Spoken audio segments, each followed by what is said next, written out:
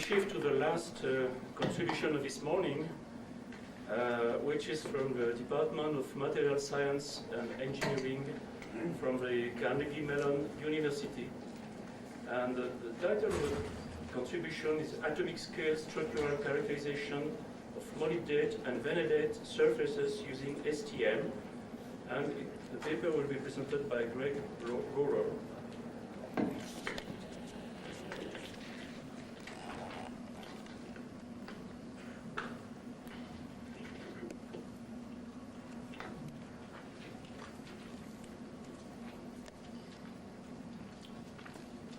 Okay, before I get started, I should probably thank the students and the funding. The National Science Foundation, DuPont, had supported my work, and 2 students have been involved.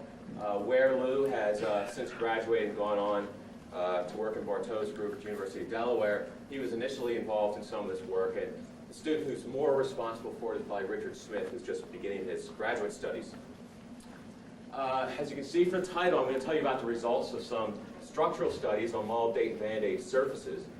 Due to some of the recent developments, I've decided to alter the talk and really concentrate on the molybdates. And I'll just use the vanadates as some examples in the earlier portion of the talk. And I think we've already seen from Professor Connor's talks some of what goes on the vanadate surfaces. Before I begin, I think I should probably untangle myself. Okay. I should probably tell you a little bit about my perspective on this problem and tell you that this talk is probably going to be a bit different from the other things that you've seen at this meeting.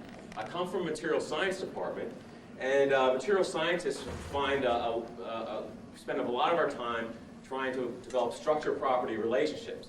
The idea being that the advancement of materials relies on some sort of mechanistic understanding of how the structure of a solid is related to its properties. And in that context, this is just basically a structural study. It's the beginning part of trying to understand the relationship between the solid structure and its properties. The properties in this case are the partial oxidation characteristics of molybdate and vanadate surfaces. And before you attempt to try to understand the structure property relationship, the first thing you should do is ensure that, in fact, the property is structure sensitive. And the oxidation of hydrocarbons on these surfaces certainly seems to be. I didn't have to do anything other than go through the literature and find some examples. I've only cited a few of what I found. But for one thing, there are catalytic anisotropies. People produce catalysts with different habits, exposing different crystal facets, and they react differently.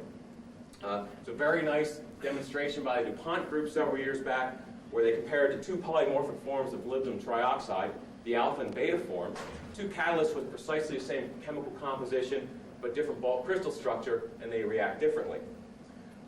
Other people have, there's several papers in literature where people attempted to control the bulk defect structure of a solid and noted differences in reactivities. So the evidence is certainly here, but I would say that we still don't have the information we need to develop a structure property relationship. In other words, what all these people did in these very elegant experiments is show that when you change the bulk structure, you change the surface properties. And they inferred from that that the surface structure changes. And I think that's a completely valid assumption. I would agree completely. But we still need to specify exactly what those surface structures are that cause these changes in the properties. And that's what I'm after. And so just to specify exactly what information I believe we need to know, I've made a list here. Obviously, we need to know the periodic components of the surface structure, what's actually on the surface, the termination layer. This is not as simple as it seems in many binary and ternary compounds. We need to know the composition of that layer, and then how the atoms in that layer relax in response to the broken bonds at the surface. Furthermore, by analogy with bulk structure property relationships, it's intuitive that defects might be important. Now, I've listed a few here that can occur on the surface. And in fact, for these partial oxidation processes, I would say that defects have to be important. They're actually an intrinsic part of the reaction. And just to give you an example, the simplest possible oxidation you can think of is oxidizing something like hydrogen or methanol over a molybdenum trioxide surface. And when you generate the oxidized products, you also have to generate a reduced solid.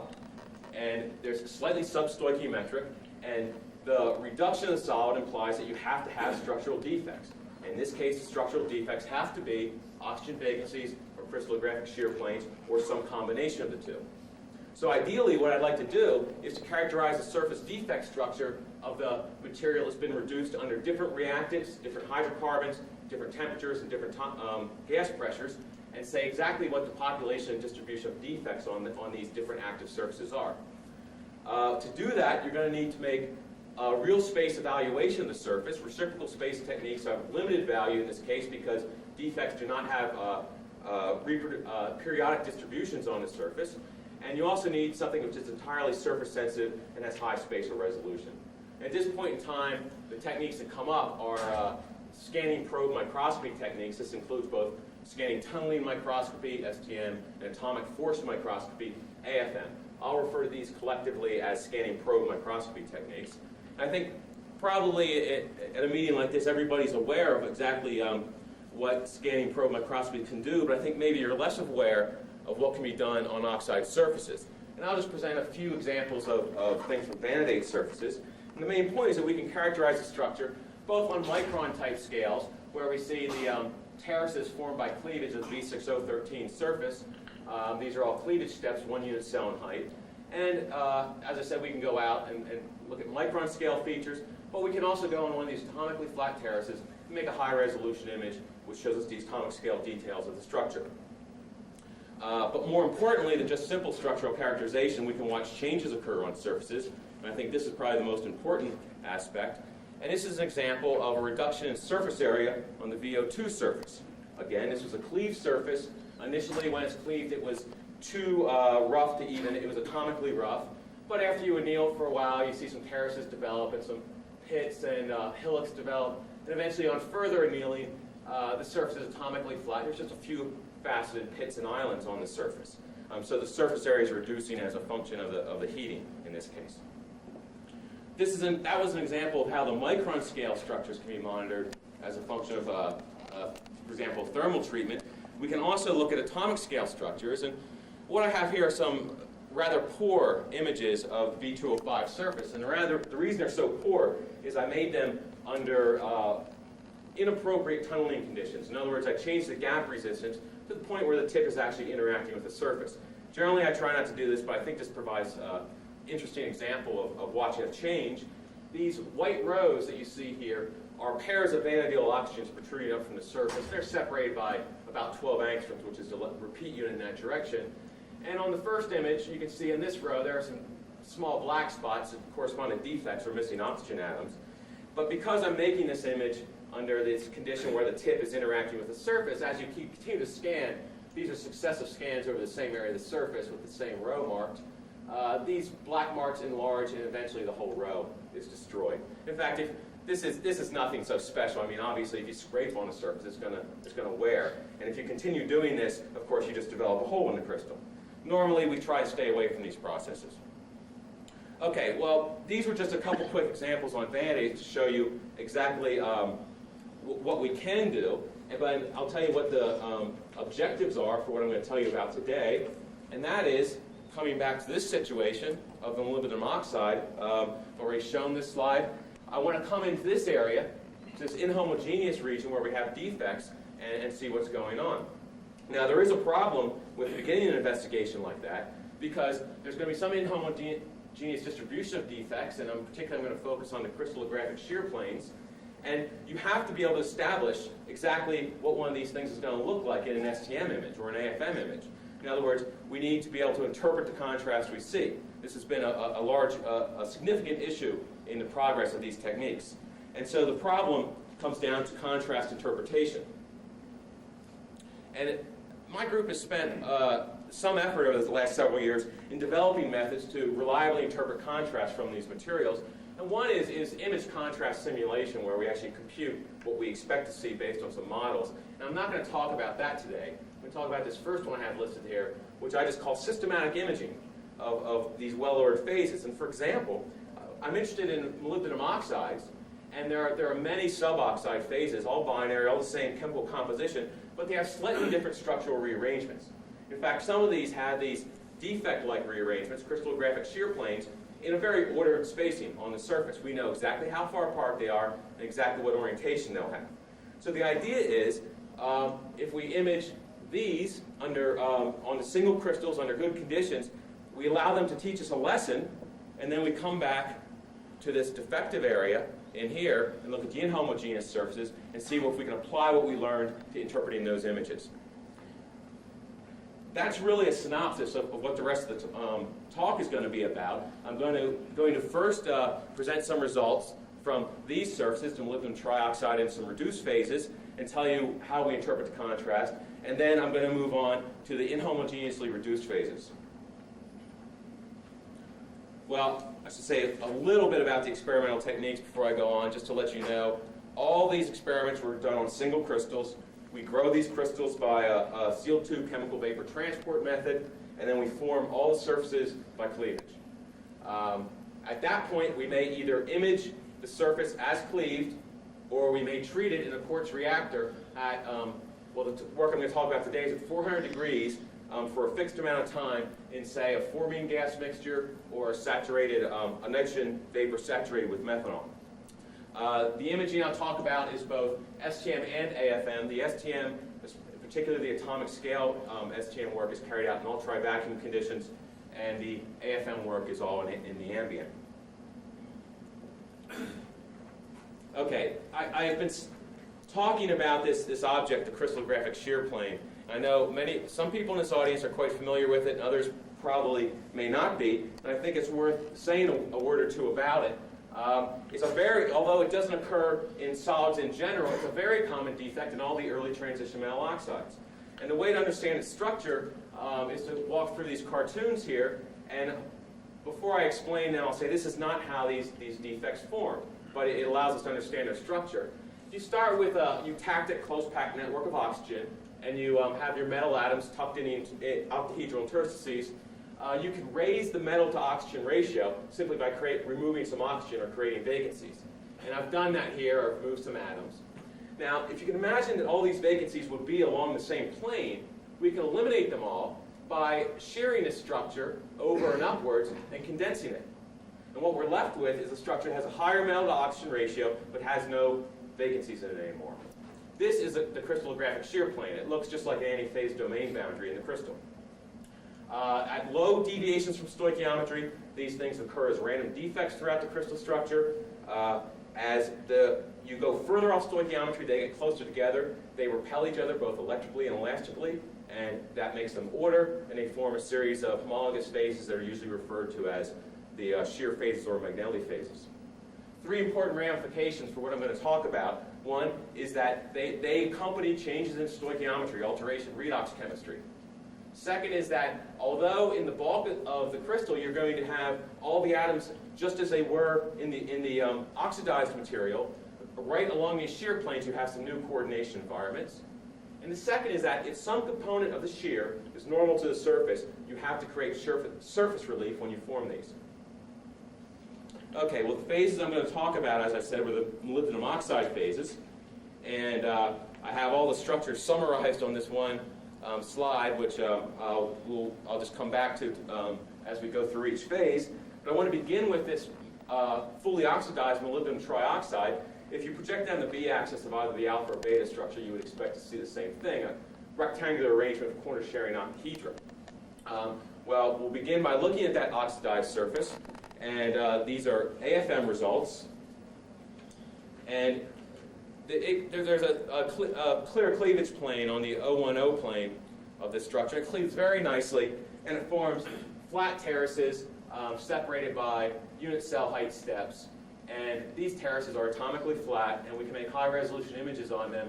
They give this lattice image, which has the same periodicity as the apical oxygen sticking up from the octahedra on the surface. Now, this isn't so dramatic here, but what I want to point out is on the fully oxidized surface, we have two things. We have atomically flat terraces. And when I say that, I mean they're atomically flat. Within the, on a low-resolution scan, the flatness of the surface is the noise limit of the microscope. The only steps that occur on these oxidized surfaces are integer multiples of the unit cell height, and that's about 7 angstroms. So it's very easy to distinguish a 7 angstrom step from these atomically flat terraces. All the work I'm going to talk about today is going to be either on the 010 or the analogs of it in other crystal structures. And I think it's, I'm just going to do a short aside and tell you that we can and do look at the other surfaces. They are interesting. For example, the crystals we use have a peculiar habit, and they have these slanted lateral faces which are atomically flat. But whereas the basal plane gives these nice flat cleavage surfaces, the as-grown face, these lateral faces, are not as they appear. They're microfaceted into purely basal facets, 010, and 100 facets. So this striped image you see here with sort of tenths of an angstrom steps on is actually a staircase. And so we can look at these other faces, but I'm not going to talk about those today. Okay, after looking at the fully oxidized structure, the next structure I want to talk about is this 1852 structure, MO 18052. And if you look in here in these terraces, you can see that it looks much like the fully oxidized structure. The only differences being along these lines where the crystallographic shear planes are. And in these cases, you have the polyhedral analog of what the cartoon I showed you is putting these coordination polyhedra in an edge-sharing configuration. Now, in this case, the shear has a component normal to the surface, and so if we turn this on its side and look at it, we see this slightly stepped surface. These aren't real steps, because these are just one oxygen radius step, about 1.5 angstroms. But this is what we expect to see when we look at the 1852 composition. Well, crystals of this we can image in ultra-vacuum STM, and indeed we see a surface which has quite a bit of vertical corrugation. It's 2.5 angstroms in the black to white on these images, and we see white contrast oriented every 22 angstroms along the b-axis of the crystal. This is exactly where we expect these shear planes to intersect the surface in this particular structure. So there's a sort of a flat terrace, a 1.5 angstrom step, a flat terrace, a 1.5 angstrom step, just as we expected. And it's also interesting, within these terraces, you can see some lines that have a 3.6 angstrom spacing. And these are the rows of corner sharing octahedra. And also, additionally, if you, the sympathetic eye perhaps can see at the end of every third row, there's a brighter spot. And that is where the only place in the structure where a tetrahedral group, a molybdenum 04 group, exists in the structure. Okay, but the bottom line here that I want to talk about today is that this is very easily distinguished from the fully oxidized structure because we have these 1.5 angstrom steps. For those of you who don't use SPM, 1.5 angstroms is very easy to measure with these techniques. You can't really miss it. Okay, there's one other case we have to examine, and that is, again, we have crystallographic shear in the structure, but the other possibility, and based on some of the results of TEM studies, is we have to consider possible cases where shear lies in the surface plane. Okay, so in this case, you see along these lines some groups of 4 edge-sharing octahedra. In this case, all the crystallographic shear occurs in the plane. So if we turn this on its side, the 823 composition, we see a completely flat surface. We won't see these steps. As I said, all the edge sharing, all the changes in coordination happen right in the surface plane. One difference between this structure and the alpha structure and the 1852 structure is it can be considered derived from the beta MO3 structure, which has 3-dimensional bonding. So all these layers are connected. Okay, when we look at this structure, as we expected, we see a much flatter surface. And in fact, there's less than 1 angstrom really of variation across any places on the surface.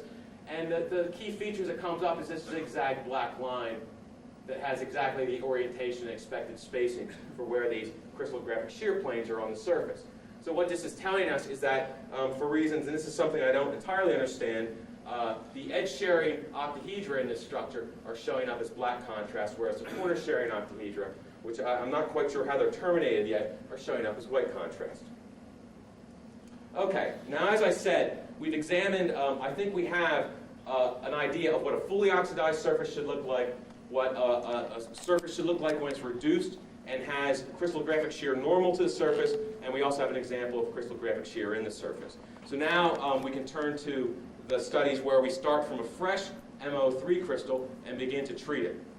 And the examples I'm going to talk about today are we take a fresh cleaved MO3 surface and we put it in a quartz reactor and treat it in forming gas, 15% hydrogen, for a fixed amount of time at 400 degrees centigrade. The first results from this just a crystal that was treated for only 30 seconds, I'll say right now that these crystals have, after 30 seconds or a couple minutes, they have absolutely no optical difference in them. They look just as they did when they went into the reactor, but there's some very characteristic differences on the surface. I've picked an area, a large area here that has some steps on it. Most areas don't have this many steps.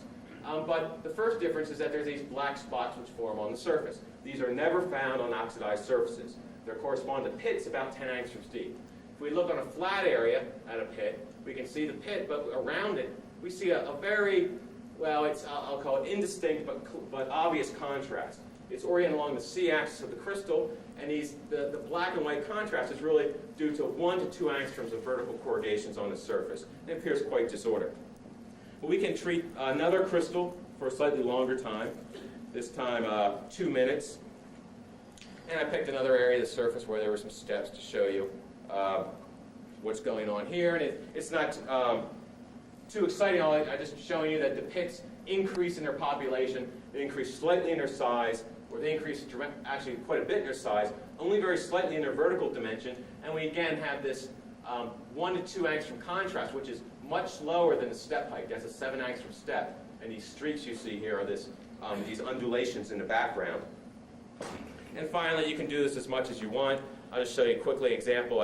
After 10 minutes of the surface, these pits have consumed a large fraction of the available surface area. They're also taking on a certain characteristic aspect ratio along the 011 directions at right angles to one another. And again, in between the pits, we find this streaky contrast. And of course, we can make high-resolution images in between these pits in the flat regions. And when we do that on that 10-minute reduced sample, we find that we can see very characteristic steps along the surface, separated by distances on the order of 25 to 50 angstroms. It's very disordered. The steps are a bit wavy. And when we measure the heights over these steps, they're about 1 to 2 angstroms, exactly what you expect from the MO18052 type shear plane intersecting normal to the surface. This doesn't look as pretty as that nice UHV STM image I showed you, but I think we get the same lesson from it. And just to check that, we took an 1852 single crystal and did an ambient AFM image of it. And you see this isn't a great image, but you can see that these same corrugations spaced every 22 angstroms. They're very easy to pick up under almost any imaging conditions. 5 minutes. Okay. Well, the only thing I really have to say yet is about the pit formation. And I just have some measurements of the pits on here. What we do is we do a rather tedious experiment where we just go around and image many, many areas of the surface, and whether they have anything on them or not. And in the end, we can calculate what the density of these pits are per centimeter squared, average radii or depth. And you can see that they're much larger in lateral extent than they are in their depth. They increase both in population and size as the increased treatment goes on. And we don't have a good, firm explanation for this yet, but if you allow me to speculate, I think what goes on is that only the very top surface layers of these crystals are reducing. If we just peel off a few layers, it looks like the oxidized crystal. So what's happening is when you reduce the crystal, you're removing material. You want to go to a condensed phase, which is going to occupy a smaller volume. But this condensed reduced phase is coherently strained by the oxidized matrix below it. In other words, we have this low volume phase stretched over the fully oxidized phase. Eventually, the elastic energy is going to build up, and one way to relieve the elastic energy is going to open up a small pit on the surface.